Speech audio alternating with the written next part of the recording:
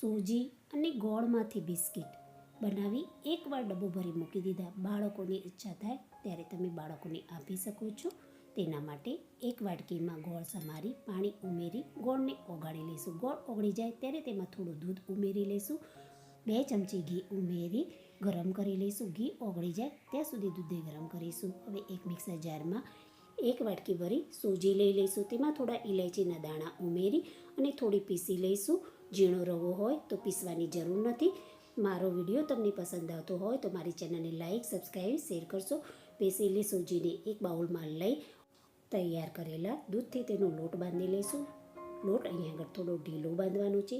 તેને ઢાંકી અને 20 મિનિટ માટે રેસ્ટ આપીશું, જેથી સોજી સરસ રીતે પલળી જશે.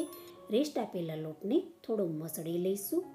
તેના એક સરખા રોલ વાળી લઈશું. ચક્કુની મદદથી એક સરખા પીસમાં કટ કરી લઈશું. તેને 2 હાથની વચ્ચે દબાવી લંબગોળ શેપ આપી દઈશું. તમે ચાહો તો ગોળ શેપ અથવા ચોરસ શેપ પણ આપી શકો છો. અને ચક્કુની મદદથી ઉપરથી થોડા કાપા પાડી લઈશું.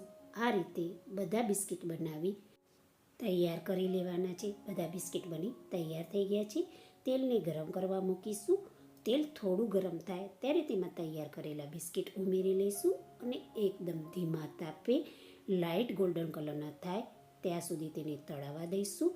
બિસ્કિટ તળાઈ જાય ત્યારે તેને તેલમાંથી નિતારી એક પ્લેટમાં કાઢી દઈશું. ઠર્યા પછી વધારે ગોલ્ડન કલરના થઈ જશે. ઠંડા કરી ડબ્બામાં ભરી સ્ટોર કરીશું.